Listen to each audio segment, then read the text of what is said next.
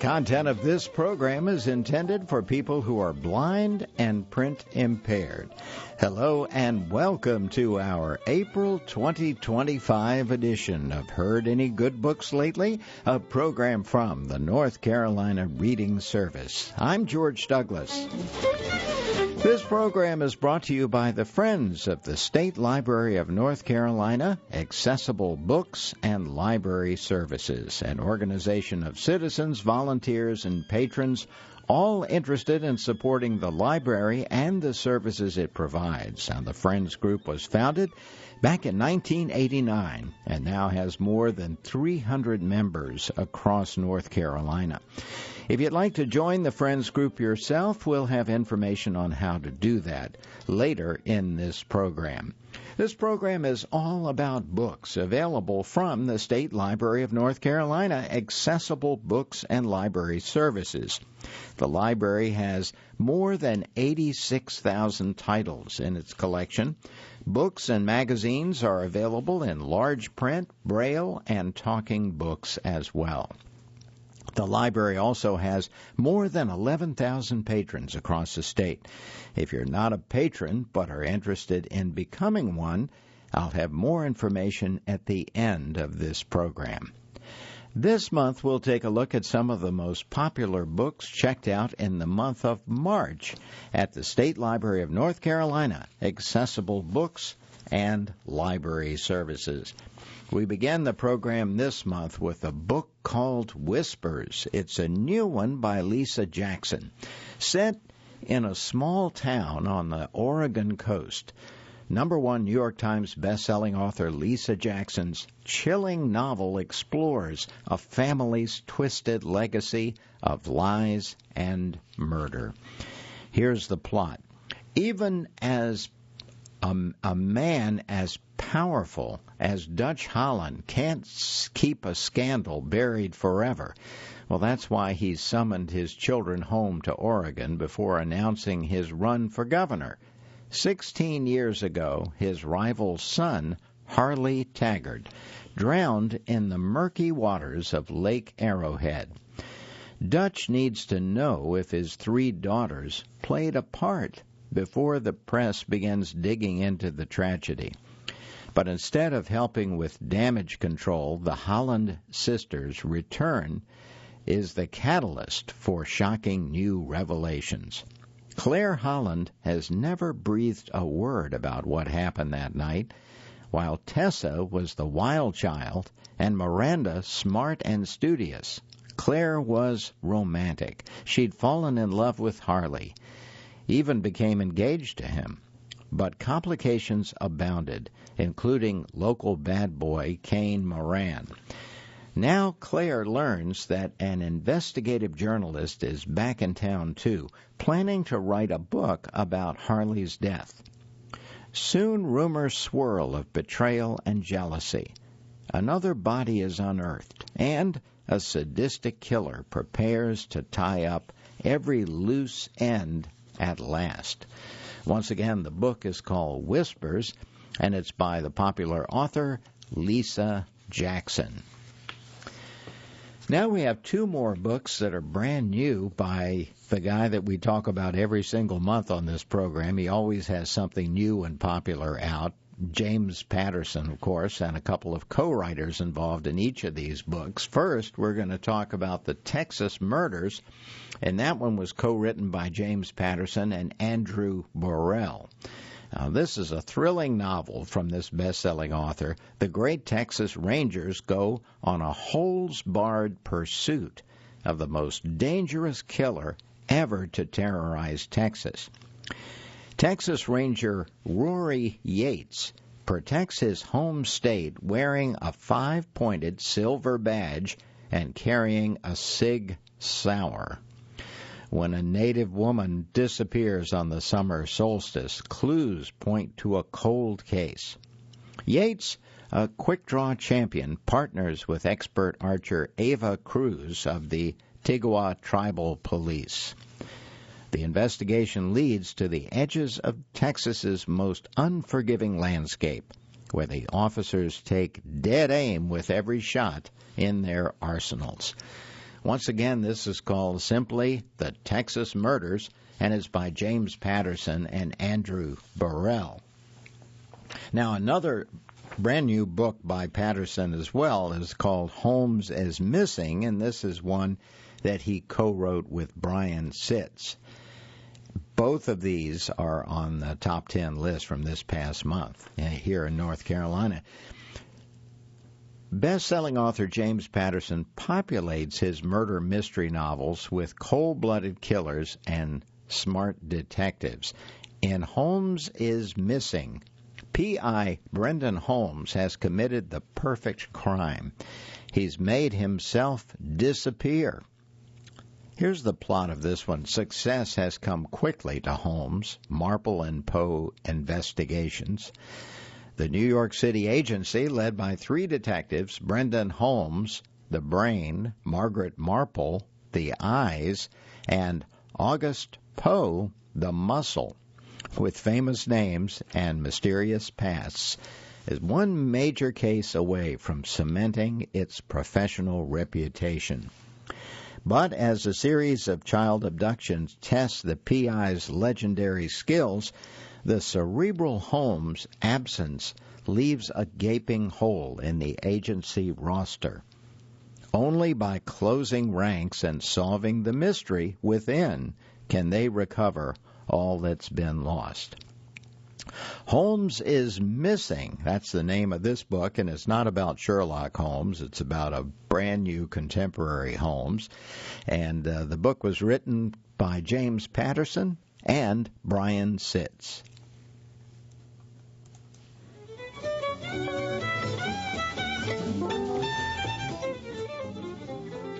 Now let's turn to another good book that came out in the last couple of months here in 2025. This one is called The Angry Land, and it's by William W. Johnstone and J. Johnstone. When a cattle train bound for Texas is ambushed by bloodthirsty rustlers, legendary mountain man Smoke Jensen vows to get the cattle back, get the killers who stole them, and get revenge for the blood they spilled. Johnstone County, where outlaws shoot and legends shoot back. Here's the plot for this one. The completion of a new railroad line from Colorado to Texas is a dream come true for Smoke Jensen and the other ranchers of Big Rock. But this dream turns into their worst nightmare when the first herd they load onto the train is stolen by a vicious gang of kill-crazy rustlers. This is no ordinary train robbery. It's an inferno of slaughter that includes the friendly rancher who volunteered to take Smoke's place on the trip. Now Smoke is saddling up and riding out to get the prairie rats who murdered his friend. Smoke isn't the only one who's after these merciless killers. A pair of undercover lawmen from Texas have managed to infiltrate the gang by pretending to be dangerous outlaws. While Smoke is trying to track down the stolen herd, the undercover lawmen pretend to plot with the gang to rob more cattle trains. But there's a hitch in the lawman's plan. To make sure they're really on board, the gang wants them to prove their loyalty by eliminating the biggest threat, Smoke Jensen. Once again, the book is called The Angry Land, and it's by William W. Johnstone and J. Johnstone. And if you like Western thrillers, it sounds like a good one. Now let's turn to a book called Bellevue, and this is a novel by Robin Cook. Robin Cook is the best-selling author and master of the medical thriller, and this is a new tale of suspense horror about a first-year resident whose life-shattering visions revealed the truth behind some of the greatest medical advances in the history of medicine. Here's the plot. 23-year-old Michael Mitt Fuller starts his surgical residency with great anticipation at the nearly 300-year-old iconic Bellevue Hospital, following in the footsteps of 4 previous celebrated Fuller generations. The pressure is on for this newly minted doctor, and to his advantage, he's always had a secret sixth sense, a sensitivity to the non-physical. But quickly, one patient after another assigned to his care begins to die from mysterious causes. As he tries to juggle these inexplicable deaths with the demands of being a first-year resident, things rapidly spiral out of control. Visions begin to plague Mitt. Visions of a little girl in a blood-stained dress, blood-curdling screams in the distance, and worse. As bodies mount and Mitt's stress level rises, he finds himself drawn to the monumental, abandoned Bellevue Psychopathic Hospital building, which, to his astonishment, has somehow defied the wrecking ball and still stands a few doors north of the modern Bellevue Hospital high-rise. Forcing an unauthorized entry into this storied but foreboding structure, Mitt discovers he's more closely tied to the sins of the past than he ever thought possible. Once again, this is a book entitled Bellevue, and it's a novel by Robin Cook. Ray Palin is a very popular book reviewer that you hear quite often on this program. I read a lot of reviews by him. They're always very insightful. And this is one that he wrote just about a year ago about a book called The Spy Coast by Tess Gerritsen. Now, fans of Tess Gerritsen and her work must have been chomping at the bit for The Spy Coast, her first true foray into spy fiction. Now, she already has amassed millions of fans who love her diverse work, particularly the wildly popular Rizzoli and Isles series. Well, I'm happy to report, says the reviewer, that you now have a new favorite protagonist to root for. Here's the plot about this one, The Spy Coast. Maggie Bird is an ex-CIA operative who is simply looking to live out the rest of her days in the quiet and pastoral solitude of Purity, Maine, with her biggest decision each day being what time to feed her flock of prized chickens. Unfortunately for Maggie, the biggest fear that every retired spy has comes true, as it appears that her cover is blown and someone from her past has found her. Now, just 10 days prior to the events of this story, we read a passage set in Paris featuring a woman named Diana who seems to be in big trouble. A mission she was on has gone bad, and the fallout from it is still to be determined. Perhaps this is why Maggie's past has converged with her present. The excitement begins when Callie, the 14-year-old granddaughter of her neighbor Luther, informs Maggie that she overheard some stranger asking for her address at the post office. All Callie remembers is that she was a young woman.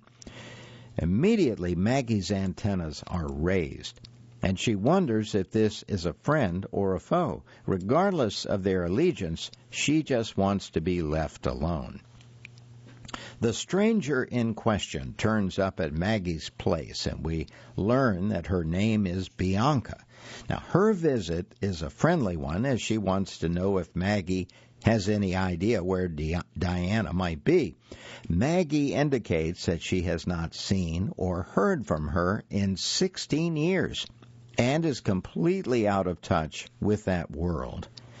She also did not really care for Diana when they worked together and will not go to any great lengths to involve herself in Bianca's search. Well, not long after this encounter, Maggie gets a call from Luther while she is visiting with some friends for their monthly book club. She urges Maggie to come home as there are police cars all over her driveway. When she gets there, Maggie is met by Purity's acting police chief, Joe Thibodeau, who points out that there is a dead woman in her driveway, shot in the head. The victim is none other than the mysterious Bianca. Maggie asserts that she only met this woman earlier that morning and was not present at the presumed time of death. Joe buys that for the moment, but feels strongly that Maggie knows more than she is sharing. Maggie reports this startling development to her book club friends, all of whom are former spies trying to make a nice retirement in Purity. Well, now this unfortunate murder is used to spring the group to action, and the self-proclaimed Martini Club is back in the game, at least temporarily. Maggie needs to look into her own past to try to determine how she could be linked to any of this. This is all done via some terrific passages set decades prior, when a young Maggie claims to be working for a European import company. She proceeds to fall for a British doctor who may or may not have nefarious ties to some important and deadly people, including Russian spies who her team is working against. Well, this all propels the Spy Coast into some top-flight moments of suspense. Readers can just sit back and wait for the next danger or past revelation to drop into Maggie's lap. The question is whether or not she and her crew of fellow retirees still has what it takes to overcome these obstacles and walk away unscathed. I am thrilled that Gerritsen has decided to make this a series. She is so good at the spy game and has created characters who are immediately engaging and interesting. It sounds like a good mystery novel to me. It is a book review here done by Ray Palin. It was done in November of 2023. And in case you missed the title again, it's called The Spy Coast, and it's by Tess Gerritsen. Now here's another new book that has just hit the top 10 list for this month. The book is called Beautiful Ugly, and it's by Alice Feeney. Harlan Coben, a very popular author, calls this Alice Feeney's best book yet.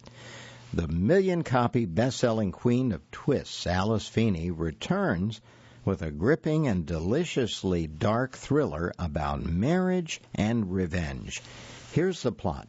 Author Grady Green is having the worst, best day of his life. Grady calls his wife to share some exciting news as she is driving home. He hears Abby slam on the brakes, get out of the car, and then nothing. When he eventually finds her car by the cliff edge, the headlights are on, the driver door is open, her phone is still there, but his wife has disappeared. A year later, Grady is still overcome with grief and desperate to know what happened to Abby. He can't sleep, he can't write, so he travels to a tiny Scottish island to try to get his life back on track. Then he sees the impossible, a woman who looks exactly like his missing wife. Wives think their husbands will change, but they don't. Husbands think their wives won't change, but they do. Very mysterious-sounding book here, I think. I think it would be a good one. It's called Beautiful Ugly, and it's by Alice Feeney. Now let's take a look at another very popular author. This one is a book entitled Now or Never, 31 on the Run by Janet Ivanovich. Now, Janet Ivanovich has written a staggering 45 New York Times bestsellers over the last 28 years. Now, in addition to her #1 New York Times bestselling Stephanie Plum novels and many other books as well, she said yes to Morelli. she said yes to Ranger. Well, now Stephanie Plum has 2 fiancés and no idea what to do about it. But the way things are going, she might not live long enough to marry anyone. While Stephanie stalls for time, she buries herself in her work as a bounty hunter, tracking down an unusually varied assortment of fugitives from justice. And with timely assists from her stalwart supporters, Lula, Connie, and Grandma Mazer, Stephanie uses every trick in the book to reel in these men. But only she can decide what to do about the 2 men she actually loves. She can't hold Ranger and Morelli at bay for long, and she's keeping a secret from them that is the biggest bombshell of all. Now or never, it's called. She has to make a decision of a lifetime, and that she faces in the book Now or Never, 31 on the Run, and it is by the very popular author Janet Ivanovich. And speaking of popular authors, the book To Die For by David Baldacci has been on the top 10 list for a couple of months now, and here's the plot for this one. This is the 620 man who returns, this time sent to the Pacific Northwest to aid in a complicated FBI case, and he's about to come face to face with his nemesis, the girl on the train. Travis Devine has become a pro at accomplishing any mission he's given. But this time, it's not his skills that send him to Seattle to aid the FBI in escorting orphaned 12-year-old Betsy Odom to a meeting with her uncle, who's under federal investigation. Instead, he's hoping to lay low and keep off the radar of an enemy, the girl on the train. But as Devine gets to know Betsy, questions begin to arise around the death of her parents. Devine digs for answers, and what he finds points to a conspiracy bigger than he could have ever imagined. It might finally be time for Devine and the girl on the train to come face to face. Devine is going to find out the difference between his friends and his enemies, and in some cases, they might well be both. Once again, this book is called To Die For, and it's by the #1 New York Times best-selling author, David Baldacci. Now let's take a look at a relatively new book. This one is entitled Aunt Ivy's Cottage, and it's by Kristen Harper. Here's the plot for this one. Up in the attic, with views across the sparkling bay, she opens the lid of the carved trunk. Now, carefully moving aside the delicate linen wedding dress once worn by her great aunt, she unpacks all the smaller boxes inside until she finds the leather-bound diary. Now, she knows this will change everything. All Zoe's happiest childhood memories are of her great-aunt Ivy's rickety cottage on Dune Island, being spoiled with cranberry ice cream, and watching the tides change from the rooftop. Now heartbroken from a recent breakup, Zoe can see her elderly aunt's spark is fading and decides to move to the island so that she can care for her and they can care for each other. When she arrives to find her cousin, Mark, sitting at the solid oak kitchen table, she knows why Aunt Ivy hasn't been herself. Because Mark, next in line to inherit the house, is pushing Ivy to move into a nursing home. Well, with the cousins clashing over what's best for Ivy, Zoe is surprised when the local carpenter who's working on Ivy's cottage takes her side. As he offers Zoe comfort, the two grow close. Together they make a discovery in the attic that links the family to the mysterious and reclusive local lighthouse keeper and throws doubt on Mark's claim. Now Zoe has a heartbreaking choice to make.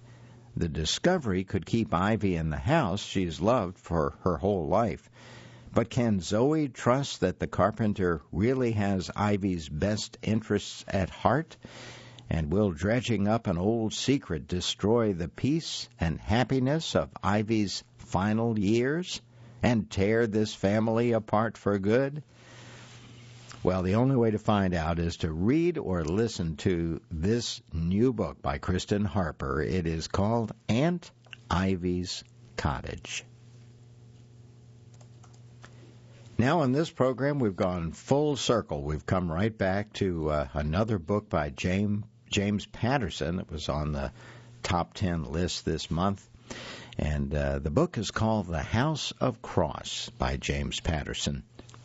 Supreme Court candidates are being murdered, and only Alex Cross and John Sampson can take the case in the House of Cross. Alex Cross's innate nature is to protect people. If he has a weakness, it's his family, especially his children. They're the chink in his armor. But aside from that, it's tough to get at him. In Washington, D.C., the president-elect is planning her inauguration. The list of Supreme Court candidates is highly confidential until it becomes evidence in Detective Alex Cross's toughest investigation. One candidate is gunned down, a second is stabbed, a third is murdered near midnight on a city street. Cross is the FBI's top expert in criminal behavior. For the sake of his family, his city, and his country, he must put himself in the most dangerous place there is, right inside the mind of a diabolical killer. And once again, that one is called The House of Cross, the great Alex Cross series by author James Patterson.